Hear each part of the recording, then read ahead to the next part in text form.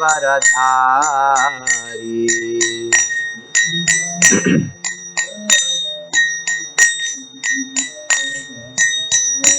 जय यशोदानंदन व्रज जनरंजना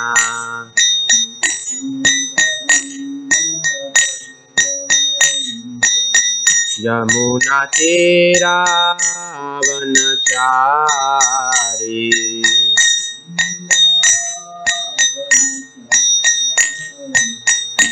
हरे Krishna Krishna Krishna Hare Hare Hare Ram Ram Ram Hare Hare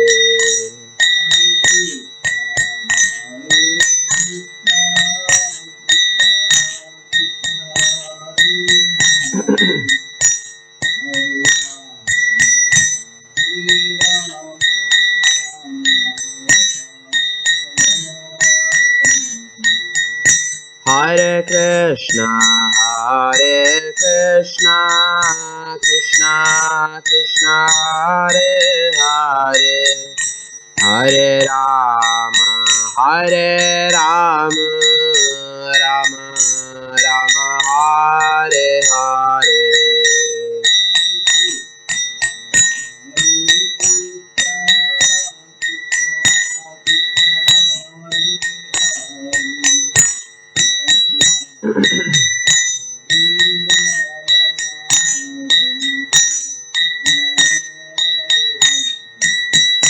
Hare Krishna Krishna Krishna Hare Hare Hare Rama Rama Hare Hare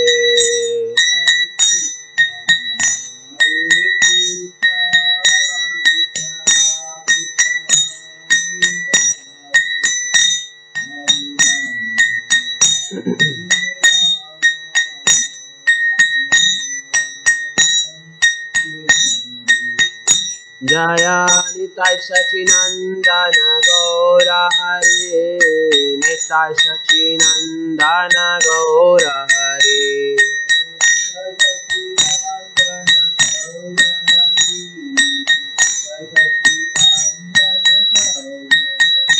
Jaya Jaya Prabhupada Jaya Srila Prabhupada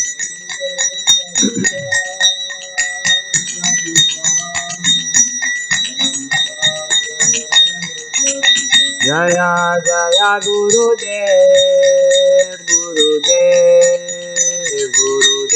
Jaya Jaya Gurudev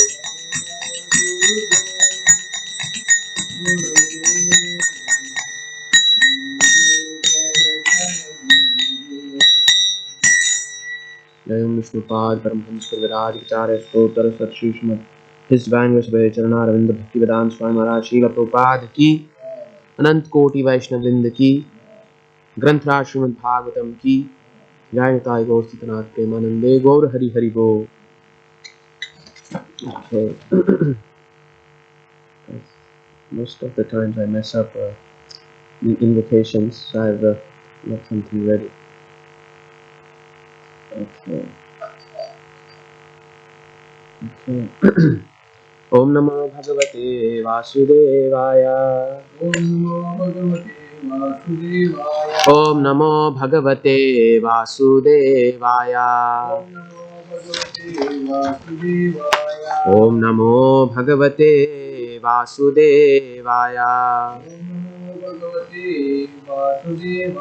Narayanam Namaskritya Naram Chaiva Narottamam Devim Saraswatim Vyasam Tato Jayam Mudirayet Nashtaprayeshva Bhadreshu Nityam Bhagavata Sevaya Bhagavatyuttama Shloke Bhaktir Bhavati Naishtiki. Okay, we'll read the verse then. We are reading from the 5th canto, chapter number 3, and today we are going to cover verse number 12. So that's Srimad Bhagavatam, Canto 5, Chapter 3, verse number 12. Atha kathanchit, because this is in prose, you can't really sing and return. So I will just read it out and then perhaps you can also try. Atha kathanchit sakalan kushtapatana jimbana दुरावस्थानादिषु विवशानां नः स्मरणाय ज्वरमरण दाशायामपि सकलकश्मल निरसनानि तव गुणकृत नामाध्यानि वच गोचाराणि भवन्तु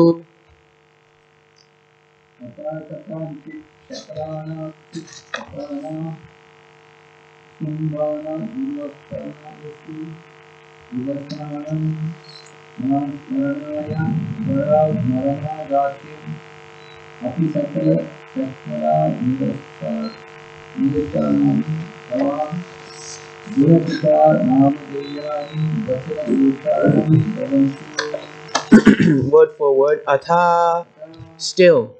Kathanchit, somehow or other. Sakhalana, stumbling. Shuta, hunger. Patana, falling down. Drimbana, yawning. Durvasthana, because of being placed in an undesirable position. Adishu, and so on. Vivashanam, unable. Nah, of ourselves. Smaranaya, to remember. Jwara marana dashayam, in the case of having a high fever at the time of death. Api, also. Sakal, all. Kashmal, sins. Nirasanani, which can dispel. Tava, your. Guna, attributes. Krita, activities. Namadheyani, names. Vachana gocharani, possible to be uttered. Bhavantu, let them become. Translation. Dear Lord, we may not be able to remember your name, forms, and qualities due to stumbling, hunger, falling down, yawning, or being in a miserable disease condition at the time of death, when there is a high fever. We therefore pray unto you, O Lord, for you are very affectionate to your devotees. Please help us remember you and utter your holy names, attributes, and activities, which can dispel all the reactions of our sinful lives. Translation responsibly. Dear Lord, we may not be able to remember your name, form, and qualities due to stumbling, hunger, falling down, yawning, or being in a miserable diseased condition at the time of death when there is a high fever. We therefore pray unto you, O Lord, for you are very affectionate to your devotees. Please help us remember you and utter your holy names, attributes, and activities, which can dispel all the reactions of our sinful lives. Purport. By His Divine Grace Srila Prabhupada, Srila Prabhupada ki. Purport. The real success in life is Ante Narayana Smriti, remembering the holy name, attributes, activities, and the form of the Lord at the time of death. Although we may be engaged in the Lord's devotional service in the temple, material conditions are so tough and inevitable that we may forget the Lord at the time of death due to a diseased condition or mental derangement. Therefore, we should pray to the Lord to be able to remember His lotus feet without fail at the time of death, when we are in such a precarious condition. In this regard, one may also see Srimad Bhagavatam, Canto 6, Chapter 2, verses 9 to 10, and then verses 14 to 15 of the same chapter. Okay. Om Jnanatimrandhasya Jnananjanashalakaya Chakshur Unmilitam Yena Tasmai Shri Gurave Namaha Shri Chaitanya Manobhishtam Sthapitam Yena Bhutale Swayam Rupakadam Hiyam Dadati Swapadantikam Vandeham Shri Guru Shri Yuta Padakamalam Shri Gurun Vaishnavamscha Shri Rupam Sagradatam Sagana Raghunathanvitam Stam Sajivam Sadvaitam Savadutam Parijana Sahitam Shri Krishna Chaitanya Devam Shri Radha Krishna Padan Sahagana Lalita Shri Vishakhanvitamscha He Krishna Karuna Sindho Dinabandho Jagatpate Gopesh Gopika Kanta Shri Radha Kanta Namostute Tapta Kanchana Gaurangi Shri Radhe Vrindavaneshwari Vrishabhanu Shrute Devi Pranamami Hari Priye वाञ्छा कल्पतरुभ्यश्च कृपा सिन्धुभ्य एव च पतितानां पावनेभ्यो वैष्णवेभ्यो नमो नमः। जय श्री कृष्ण चैतन्य प्रभु नित्यानंद श्री अद्वैत गदाधार शिवासादि श्री गौर भक्त वृंद। हरे कृष्णा कृष्णा कृष्णा हरे हरे, हरे Ram Ram Ram Hare Hare. The translation again. Dear Lord, we may not be able to remember your name, form, and qualities due to stumbling, hunger, falling down, yawning, or being in a miserable disease condition at the time of death when there is a high fever. We therefore pray unto you, O Lord, for you are very affectionate to your devotees. Please help us remember you and utter your holy name's attributes and activities, which can dispel all the reactions of our sinful lives. So, as we continue in this chapter, uh, here, the Yagic priests are now petitioning to the Lord. The purpose for which they worship the Lord was a material purpose, a son for their king. And they identify that this is not the right purpose for which we should approach the Lord, although it is authorized, but its insignificance is realized by them. And in this verse, as we can see, they are identifying themselves as devotees, where they say, "We therefore pray to you, O Lord, for you are very affectionate to your devotees." So they are identifying themselves as devotees. And what is their prayer? That please enable us who do not have pure devotional consciousness, who have consciousness which is polluted by material ambitions, material goals. Even for us, please help us remember you, because we understand the goal of life is to serve you, to be with you, and that is achieved by remembering you. And at the time of death, let the pollutions that we have now in our consciousness, material motivations, may not, you know, uh, may not disturb us and cause for us to continue our existence in the material world away from you. So please enable us to remember you at the time when we are going to leave our present bodies. In the first sentence of the purport, Srila Prabhupada, His Divine Grace writes, the real success of life is Ante Narayana Smriti, remembering the holy names, attributes, activities, and the form of the Lord at the time of death. So this is a verse from the second canto. Etavan Sankhya Yogabhyam. Etavan Sankhya Yogabhyam. You remember that verse? Etavan Sankhya Yogabhyam. Sorry? Because that's the gist of it. Etavan Sankhya Yogabhyam Parinishtaya Janma Labha Parapumsa Ante Narayana Smriti. So whether Etavan Sankhya Yoga, whether by the Sankhya path, by identifying the difference between matter and spirit, Etavan Sankhya Yoga by the process of yoga, mystical perfection, Etavan Sankhya Yoga Bhyam, second, Etavan Sankhya Yoga Bhyam, Swadharma Parinishtaya, whether by perfectly executing Swadharma, Varnashrama, and occupational responsibility, occupational duties. Etavan Sankhya, Yoga, and Varnashrama, Swadharma, Janma Labha Parapumsa, the ultimate good, Janma Labha. The Janma Labha means the gain for life, the gain of life itself, uh, is Ante Narayana Smriti. If you are able to perform all these activities and if they lead to this final conclusion of being able to remember Lord Krishna at the time of your departing from the present body, then all these paths are successful. Otherwise, they are a bad investment. In traditional India, as I was sharing with you, in traditional India and Gaudiya culture, if somebody would bow down to an elderly person, they will give this blessing: Sri Krishna Mati Rastu, Ante Narayan Smriti. They will not say, may you be prosperous. May you be victorious. You know, Shri Krishna Matirastu. So that's the blessing by Srila Bhakti Siddhanta Saraswati. May your consciousness be connected with Shri Krishna. Astu means so be it. Matir means consciousness. Krishna Matir Astu. So be it. May your consciousness be connected to Shri Krishna.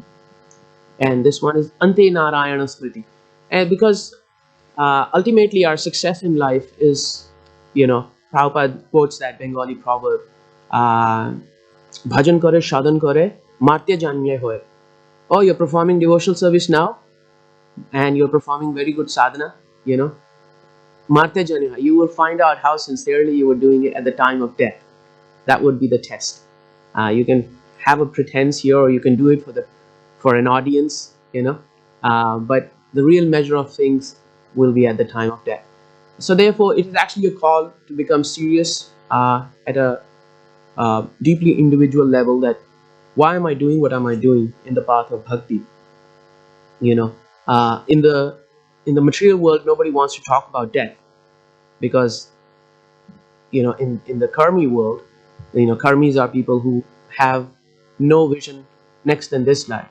They think this is all that we have. We just exist for now, and then at the end of this life, there is nothing. So you only have a little time, and within that stipulated time, you have to squeeze out as much happiness as you can because that makes you feel happy.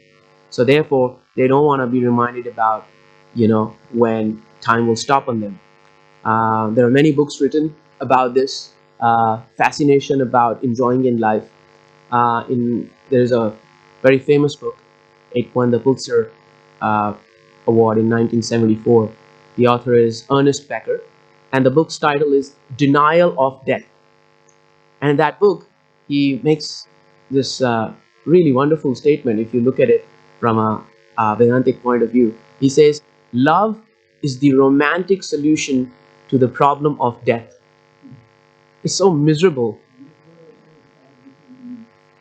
Of course, he's coming from a material point of view, but he understands that there is more, but he does not know that there is more. He understands there is more. What is that more? He doesn't understand. So he's painting in that book that within your intimate partner, you can repose all your sacredness. You can repose all your security, your sense of fulfillment, everything in the other, in your loving partner.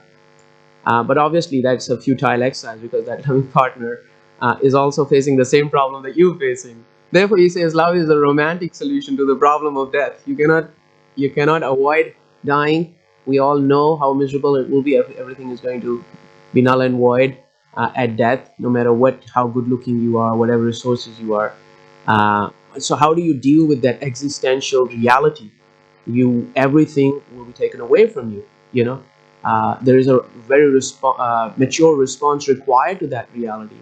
But as the title of the book says, denial of death, that's not going to be sufficient. Um, and within the Vaishnav circles, within the Sanatan Dharma path, the approach is very mature. There is like the statement says, a problem of death. So we got to have a solution for the problem. We can't just be in a romantic, cloud. We got to deal with it in a real way. And in a real way, how do you deal with problems in a real way? With real knowledge. You can't just have, cool sounding statements to help you. They're not going to be sufficient. So the Vedic and the Bhagavad response is that where did the Bhagavatam start? By Parikshit Maharaj inquiring about death. His two questions were all about what is the responsibility of everyone at all times, and second, what is the particular responsibility of a man who's about to die, right? So this, what the priests here are praying that, please, we seek this blessing of you, that our final test, that we don't fail that. You please, we may not be able to at our own. So you please be of help to us. I remember many years ago, maybe this was 2000, maybe 2005, in a retreat with His Holiness Param Pujya Devamrita Swami Maharaj. I had asked Maharaj about this same thing, because one devotee, it was I think in Puri Yatra, one devotee had drowned in the ocean and passed away. And so I had asked Maharaj that, Maharaj, we are trying to practice devotional service now. What if we are not able to remember Krishna at the time of our departure? Like this devotee who was drowning, how would it be possible for him to remember Krishna when his lungs are being filled with water? He's gasping for air. You know, the psychology of I'm dying, I need to be protected, please save me, completely kicks in and takes over. How would he remember Krishna? And Maharaj made such a wonderful response. Maharaj said, don't worry, Krishna will remember you. If you're not able to remember Krishna and you sincerely serve him, he will remember you. He knows that you're drowning. It's not happening without his knowledge, you know. So I really appreciated that response.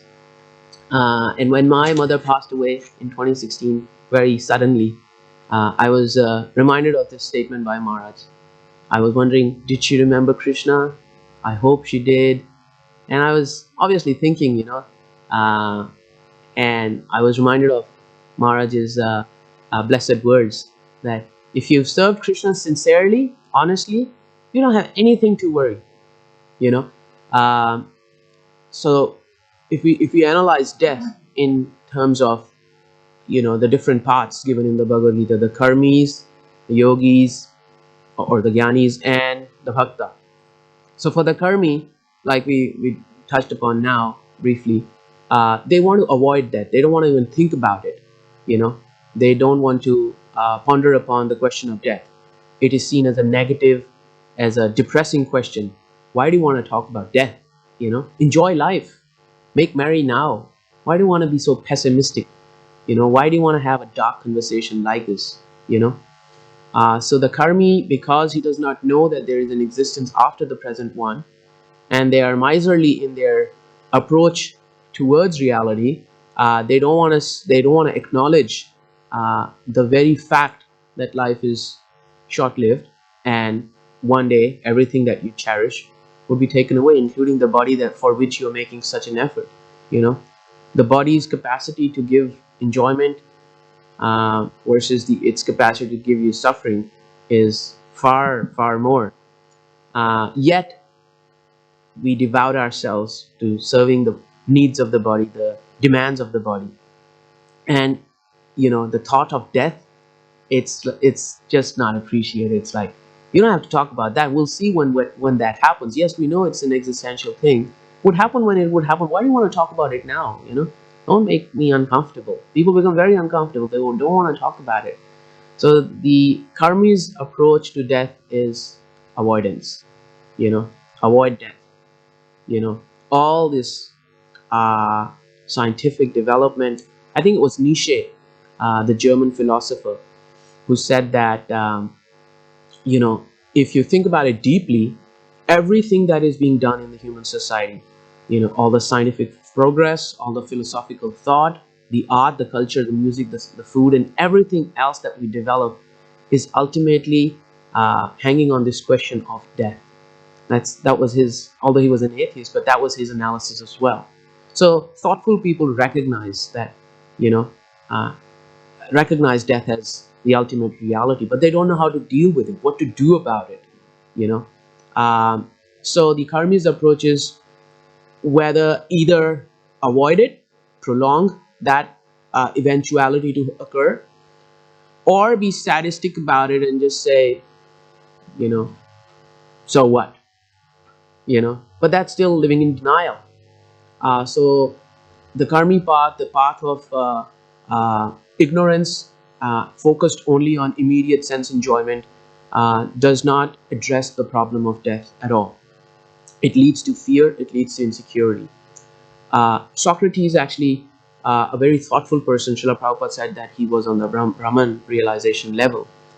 And one of his discussions and debates with his students is about, he poses them the question to discuss, deliberate over, how do you know a person is happy?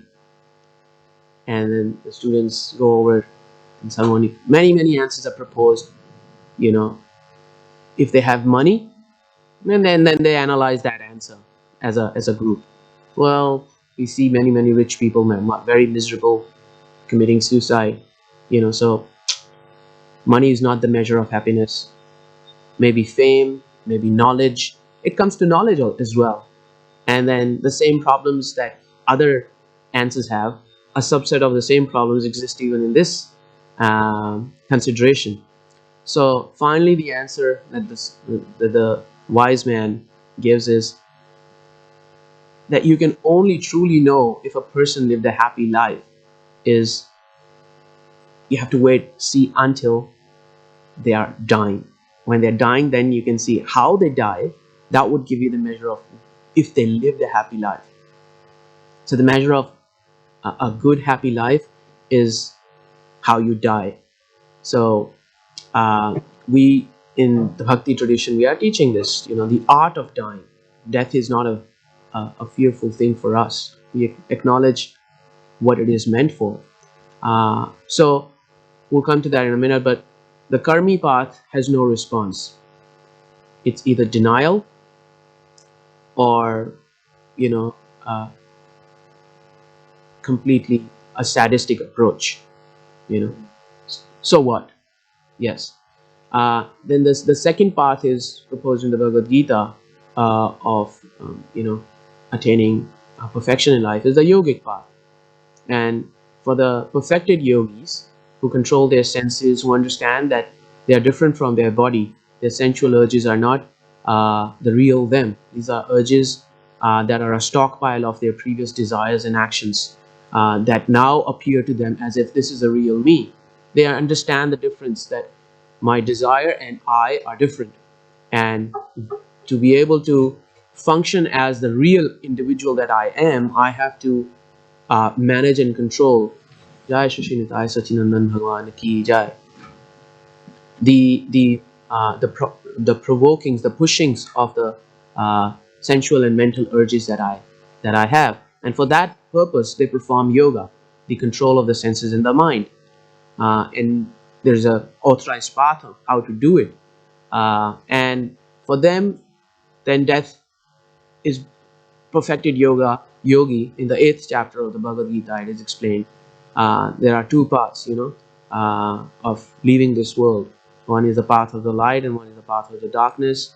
And what is that? Eighth chapter, right? Shukla, Agni, sorry, Uttarayana and Dakshinayana. So, but in that context, so the yogi has a choice. He can choose the moment. He can, uh, choose the moment of his leaving this body. So he can decide where he wants to go and when he wants to go, because he has developed mastery over his uh, subtle and gross bodies. He's no longer subjected to the laws of the subtle and the gross. He's able to go beyond these, and therefore he chooses his time. Oh, where do I want to go? I want to go to the heavenly planets, or I want to go to the planet of, the moon planet. So, what is the right time for me? So he decides and he chooses the moment, and through the Brahmarandana, the chakras in the body. So they through the prana shakti, they elevate their soul to the top chakra, and at the right time they leave from that chakra to the planet where they want to go. So for the yogi, therefore, death is a matter of choice. But with what purpose? The purpose of, for not for all yogis, the yogis that have Paramatma Sakshatkar, uh, some of them become devotees. They are not allured by the yogic siddhis, these fascinating powers that yoga can give you.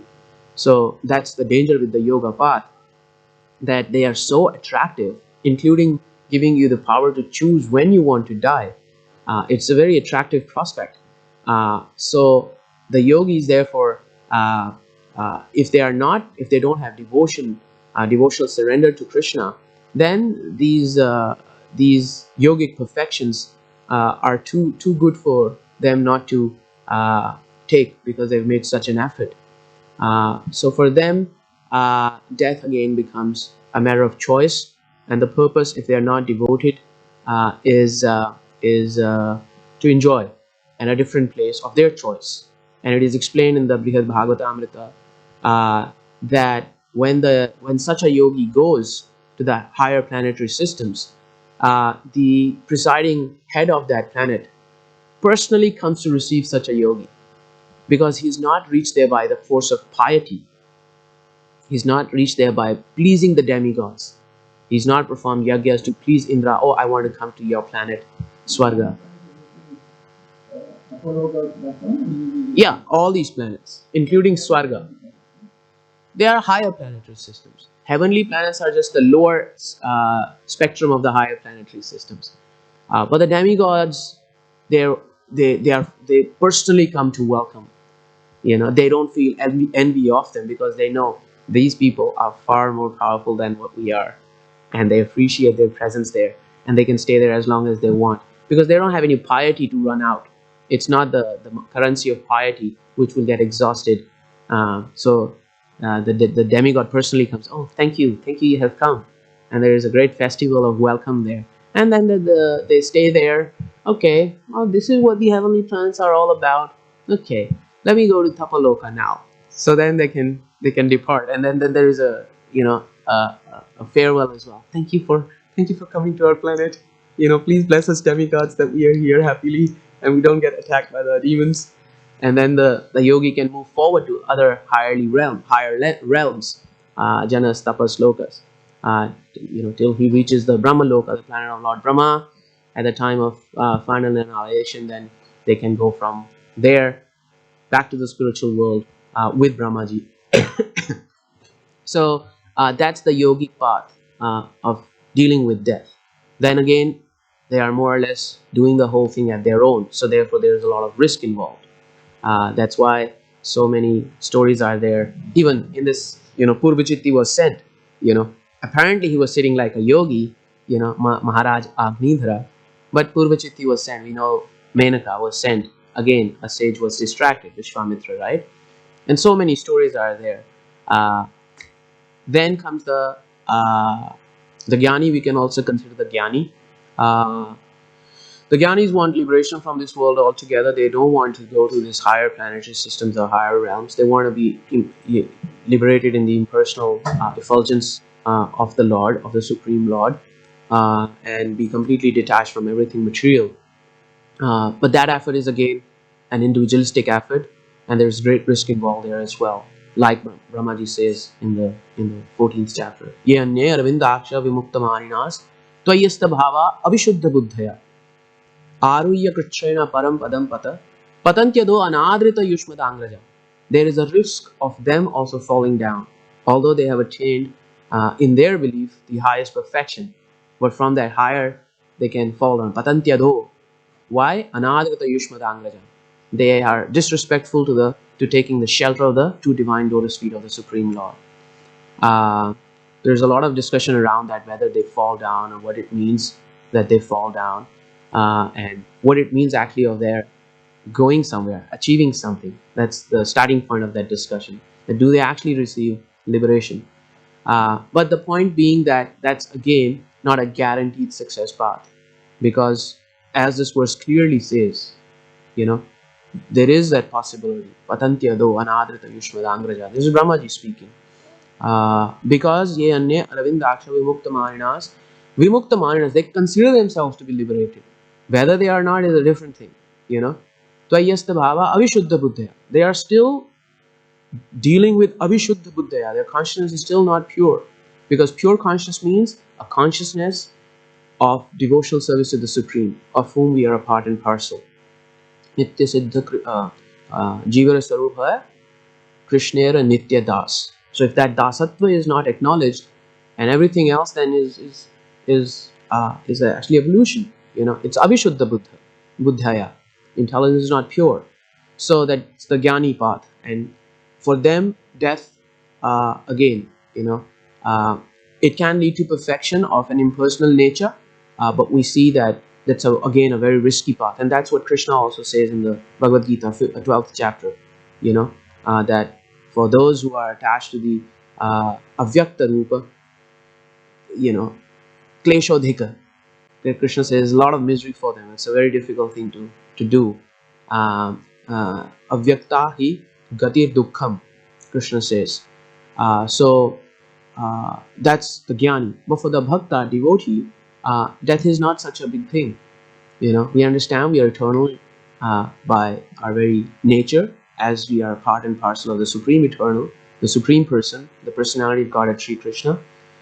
Because we are eternal, then this body is a vehicle, a shirt. And Prabhupada writes that we don't cry about if a shirt is swept away, in the waters of time. We don't cry about that. We get another shirt. You know, uh, this happens again and again in the Bhagavatam as well. Um, like that Dadachi Muni, Indra says that, sir, actually I have been sent here, told that if I get your bones and I can make a vajra out of it, then I'll be able to kill this Vritrasura demon, the son of Tushta, because, you know, I don't have the right weapons to fight him. He's so powerful. So, you know, Dadachi Muni jokes with him a little, but ultimately he says, no problems. You take my bones. What is this body after all? He's so dismissive about death. What is this body after all? You know. The devotee, he's not so worried about death. He's worried about devotional service. And in this verse, as we see, they are saying, please help us remember you and utter your names, attributes, and activities, which can dispel all reactions of our sinful lives.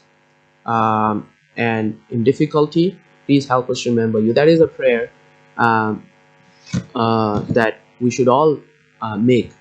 For the moment of death, life is the preparation. So we need to ensure now that we have the right mood, and we are engaged in the proper consciousness in the service of the Lord. That when the moment of death would be upon us, we can be beneficiaries of Krishna's grace, of Nitai Sachinandan's grace, and you know, in practical terms, uh, you know we may not be able to remember your names from. Okay, where is it? Please help us remember you and your holy names, attributes, and activities. In practical ways, this would happen for most devotees, by the help of other devotees when we will be on our deathbed. So Krishna fulfills this prayer, fulfills this very this takes care of this emergency through his devotees, through the agency of his devotees. Therefore, it's paramount that we have very loving and caring relationship with devotees, seeing them that some of them are, you know, some of these devotees are probably going to be there when I'm leaving, and they are going to help me, assist me remember Krishna. I may not be able to utter the names of Krishna, but if I hear from them, it will have the same effect. Krishna tadiya padapankaj pancharantam addaiva hi vishutumana swaraj hamsa prana prayana samaye kafavat pittai kantha virodhana vidho smaranam kutasthe. Yeah, so that's King Kulashekar, Mukundamala, uh, verse 33, famous favorite of Srila Prabhupada. And, I am young and fit. My mind is in my control right now. My senses are not broken down. Please award me death right now, so that I can immediately come to you. Otherwise, at the time of death, when my throat is choked up with mucus and all the bodily functions are breaking down, the senses are not functioning, and like Srila Prabhupada says here, uh, at the time of death, due to disease condition or mental derangement, what is the possibility? What is the surety that I'll be able to think about you then? Right now, I am fit. The verse says Addaivahi. Addaiva means immediately, right now.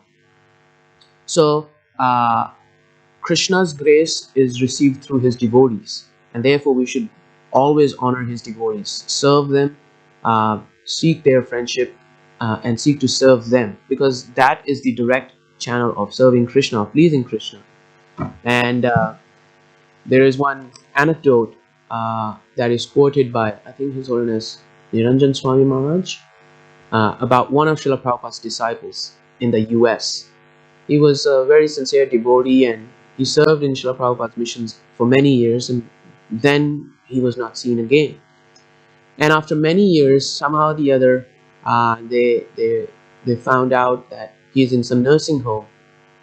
So then the devotees and Maharaj went to see him, that he's our Guru Bhai, he's our God brother, he's a servant of Srila Prabhupada, he served Srila Prabhupada's mission. Okay, he went away, so what? He's a devotee. So when they went to see him, the nurse asked them, is he your relative? What is your connection? Why do you want to see him? And then Maharaj explained that, he's following the same religious system as us. And she immediately responded, oh, are you Hare Krishnas? And Maharaj said, how do you know? And she said, he has an advanced stage of Alzheimer's disease. He does not even remember his own name. He does not remember any relatives.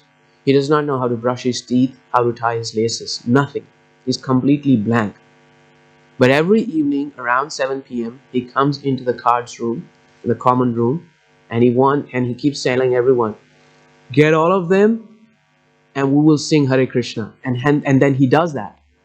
And he sings Hare Krishna 7 p.m. every evening, and he's most happy in doing that, and everybody else also smiles and becomes very happy. So that's how we know that he's a Hare Krishna. So here is an example of this verse happening right in front of our eyes. He does not remember anything, total mental derangement, a very advanced state of Alzheimer's. But the only thing Krishna has granted him is the remembrance of the holy name. He's chanting Hare Krishna, and that's the only thing he knows. He does not know his own name, but he remembers Krishna's name. How? By Krishna's grace. And that is possible by the power of devotional service and the association of devotees. All the other paths are quite individualistic. The yogi, that's an individual effort. The jnani, liberation, individual effort. Other things are seen as distractions, because everything is Maya. By the monistic path, everything is seen as Maya. Friendship is Maya, food is Maya, clothes is Maya, body is Maya, everything is Maya. So it's an individualistic attempt to get out of the cycle of birth and death, to end all misery altogether, to be in a state of nirvana. It's an individual effort. The karmis, okay, they take association, they take there is some interdependence on the karma path, but the goal is personal enjoyment, individual enjoyment. In the moment their self-interests are not met, they will replace their friends, they will throw them out, they will stop receiving the calls. It's a use and throw policy. There is some interdependence for individual or collective sense enjoyment, and if there is a problem in achieving that goal, that relationship ends. But on the path of bhakti, the natural dependence that we have on God and on each other, on God's creation and His devotees, is deeply respected, and therefore we need devotees to help us remember Krishna, especially when it would matter the most for us. Ante Narayana Smriti. The Bhagavatam says, Ayur Harti Vaipumsan Udyanastam Jayanaso. Every rising and setting of the sun is taking away our life, except for those who are Uttama Shloka Vartaye, who are engaged in glorifying the name, fame, attributes, and pastimes of the Supreme Personality of Godhead. Except for them, the rising and setting of sun is bringing that moment of death closer and closer. Except for those who are engaged in, serving the Lord and remembering His name and fame, attributes, and qualities. So, I think, is there anything else? In this regard, one may also see Srimad Bhagavatam 6:9-14. Okay, so that second chapter is the Ajamil Katha in the 6th canto, and there is an example there. He is in a miserable condition. He's about to die. He's got the Yamadutas have tied the rope around the noose around his subtle body, and they're snatching that out of his physical body. So that's death. And in that condition, what happens? he calls out to his son loudly, Narayan! And Ante Narayan Smriti is checked. It's immediately done. So what does Lord Narayan do as in response? He immediately sends his dutas. The Vishnu dutas arrive on the scene, and with their transcendental sword, they cut the noose of the Yamadutas, and they say, "Get away right now!"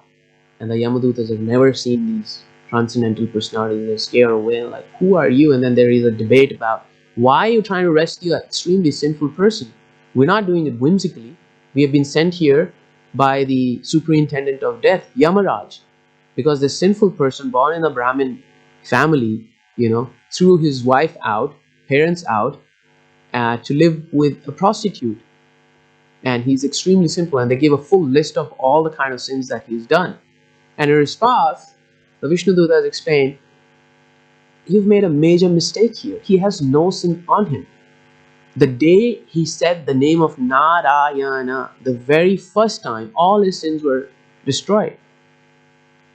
So the argument then goes, but what about, he did not stop sinning at that time. He was still living with the prostitute and doing all sorts of nasty things, eating all sorts of nasty things.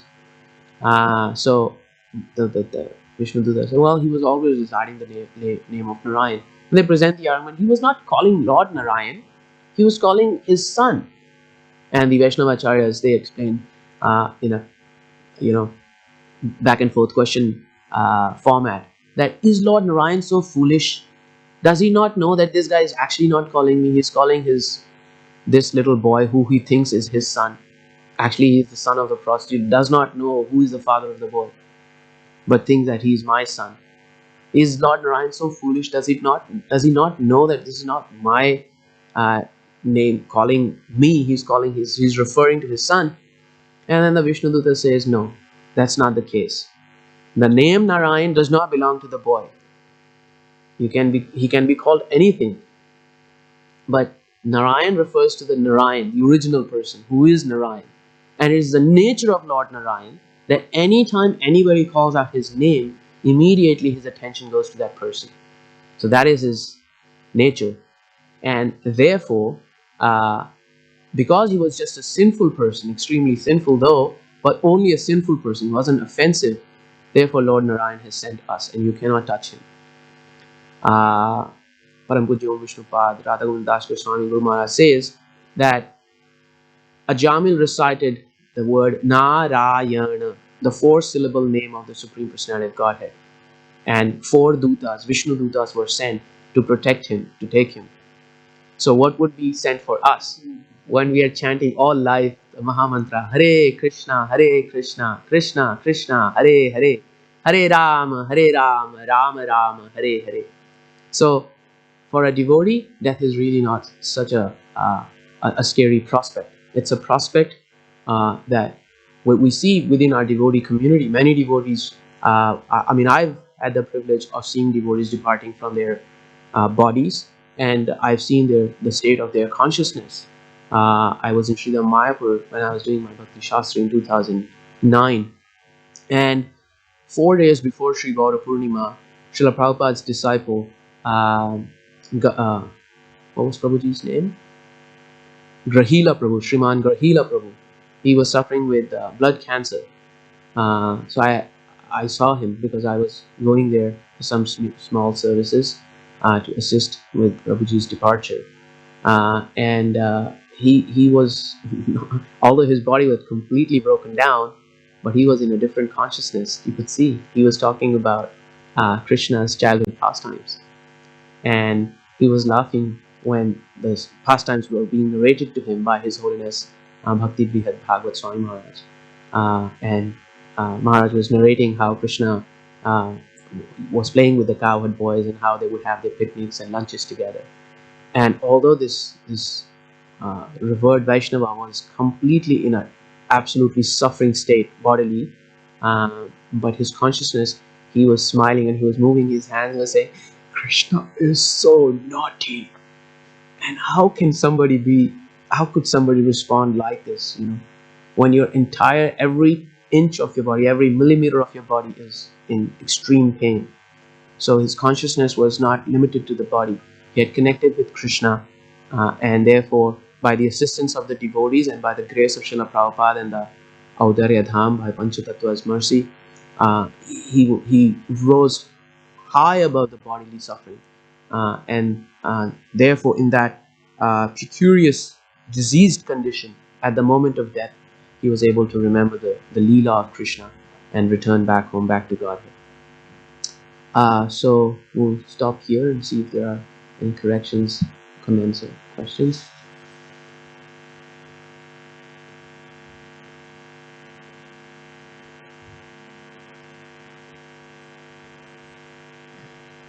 Okay, so if there are none, then we'll stop here. Granth Srimad Bhagavatam ki, Jagat Guru Srila Prabhupada. So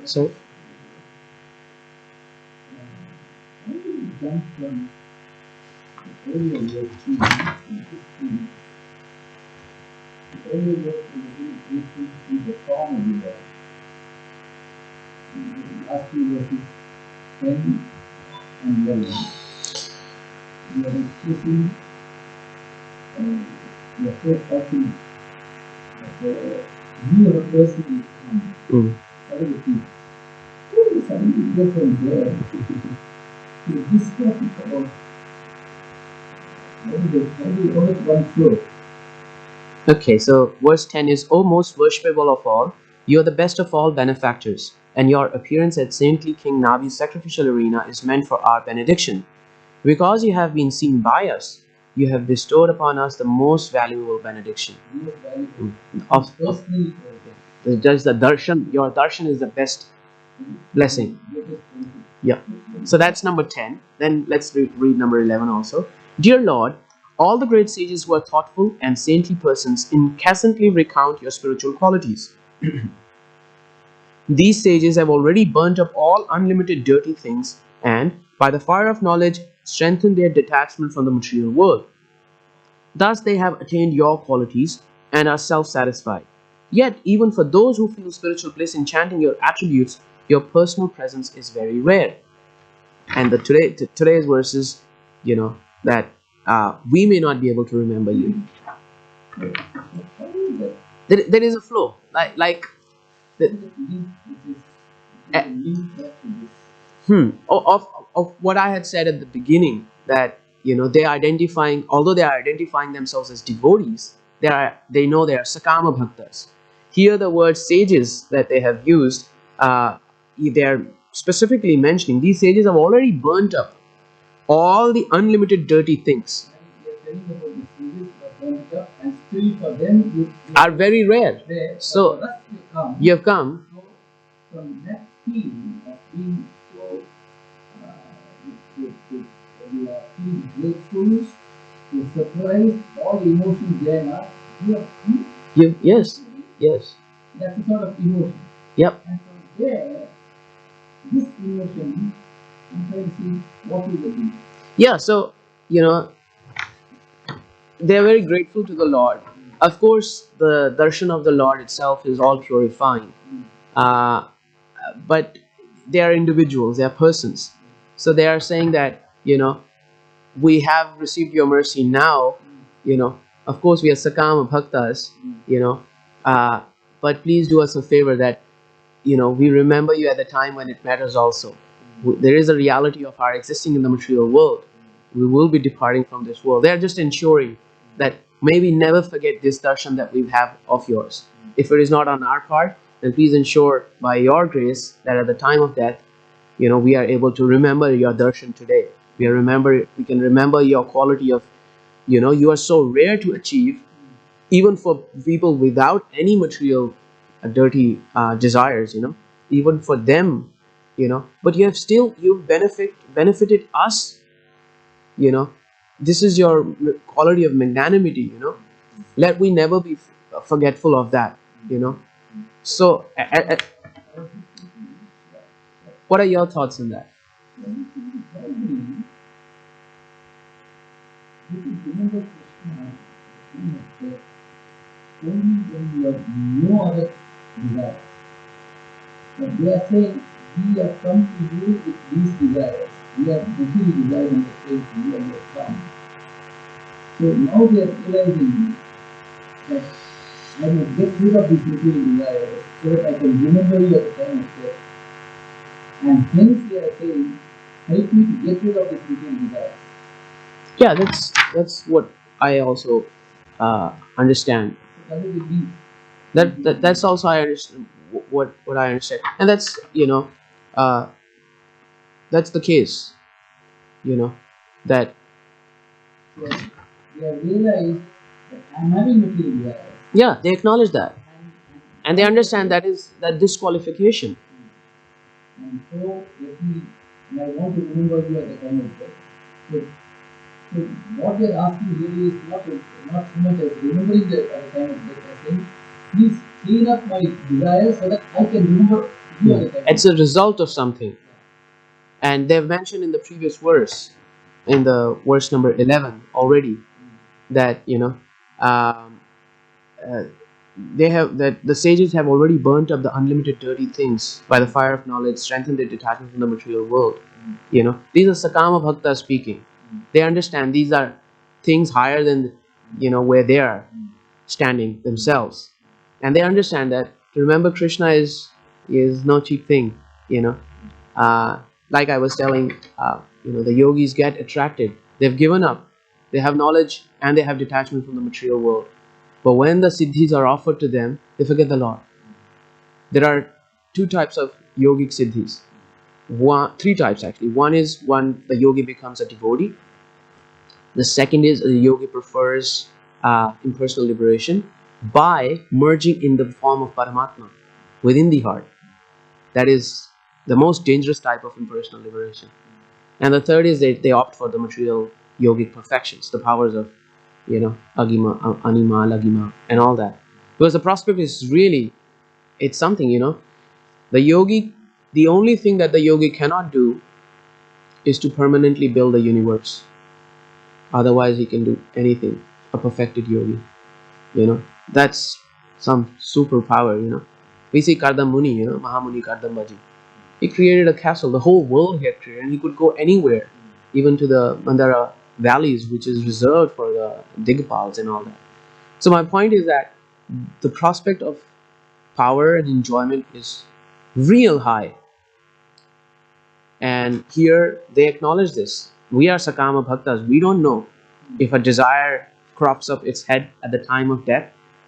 Krishna, please give me this. Like in the 11th canto, Krishna gives, all this. If you meditate on me like this, then you can become Indra or Brahma. If you meditate like this, then you will win over all your enemies. If you meditate on me, on my form like this, then you will achieve this material, reward. But the point in the all that description is meditate on me. Man manabhava mad bhakto madhyaji mam namaskuru. The point is to remember him. But if you remember him with some material objective lingering somewhere in your consciousness, Krishna will fulfill that. No problems. You want that? Granted.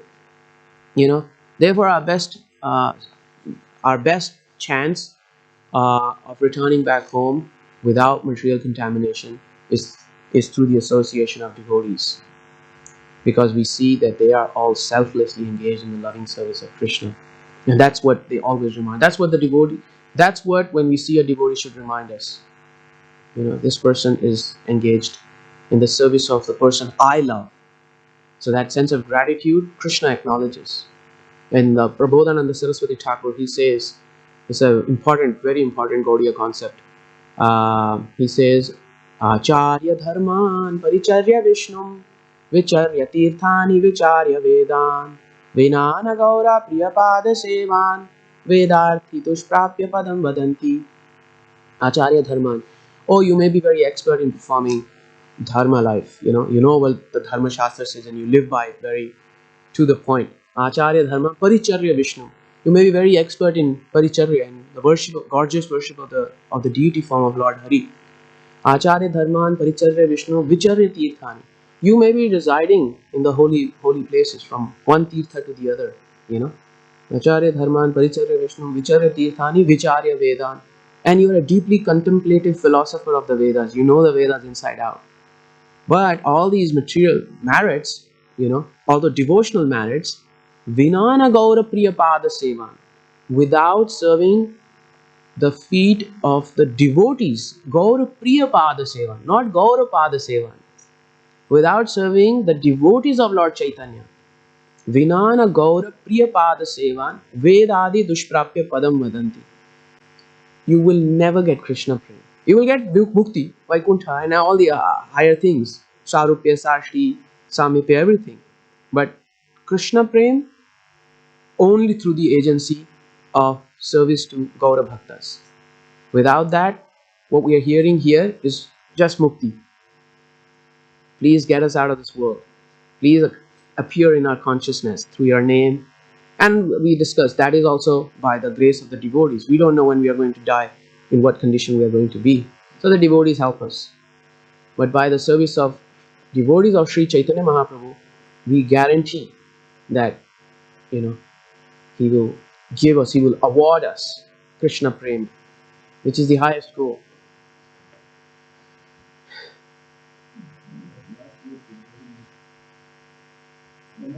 This is from the Chaitanya Chandramrita. So we'll close it here. God bless you, Srila Prabhupada and Srimad Bhagavatam Ki Jai.